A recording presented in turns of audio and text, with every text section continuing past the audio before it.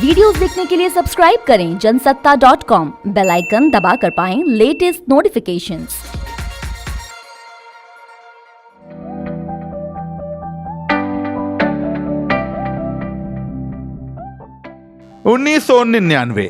दिसंबर महीने की एक सर्द दोपहर, अखिलेश यादव अपनी पत्नी डिंपल के साथ देहरादून के एक शॉपिंग मॉल में खरीदारी कर रहे थे।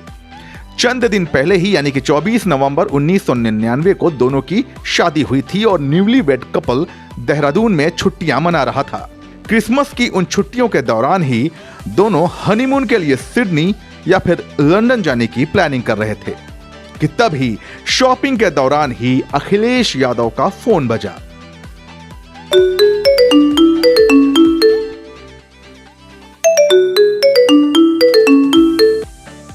अखिलेश ने मोबाइल स्क्रीन की तरफ देखा। कॉल उनके पिता मुलायम सिंह यादव का था। हाय हेलो के बाद उधर से नेताजी की आवाज आई, तुम्हें चुनाव लड़ना है। अखिलेश कुछ समझ पाते इससे पहले ही नेताजी ने फोन काट दिया। नेताजी नहीं चाहते थे राजनीति में आए टीपू। दरअसल साल भर पहले ही ऑस्ट्रेलिया से अपनी पढ़ाई पूरी करके लौटे अखिलेश यादव की राजनीति में आने की कोई तमन्ना नहीं थी और मुलायम भी नहीं चाहते थे कि टीपू सियासत ज्वाइन करें। अखिलेश यादव की जीवनी विंड्स ऑफ चेंज में वरिष्ठ पत्रकार सुनीता एरोन लिखती हैं, तब समाजवादी पार्टी के महासचिव रहे अमर सिंह ने उन्हें बताया था कि अखिलेश के सियासी भविष्य को लेकर जब मुलायम से चर्चा होती तो वो कहते थे उसे राजनीति से दूर ही रहने दो, अच्छा होगा कि वो कोई और नौकरी तलाश ले। नेताजी की तरह ही खुद टीपू की हसरत भी पॉलिटिशियन बनने की कतई नहीं थी। अखिलेश तो सिडनी में अपनी पढ़ाई के दौरान मैकडॉनल्ड की तरह लिट्टी चोखा की एक फूड चेन खोलना चाहते थे। भारत लौटने के बाद उन्होंने इस पर काम करने का मन भी बना लिया था। ये वो दौर था जब मैकडी जैसे रेस्तरां दुनिया भर में अपने पैर पसार रहे थे और ये आइडिया युवा अखिलेश को जच गया था। कैसे बदला मुलायम का मन? दरअसल साल 1999 में हुए लोकसभा चुनाव में मुलायम सिंह यादव उत्तर प्रदेश के कन्नौज और संभल 2 सीटों से चुनावी अखाड़े में उतरे और दोनों ही पर जीत दर्ज की। अपने चुनावी प्रचार के दौरान उन्होंने दोनों ही क्षेत्रों की जनता से वादा किया था कि जिस भी सीट से वो ज्यादा मार्जिन से चुनाव जीतेंगे उस सीट को अपने पास रखेंगे।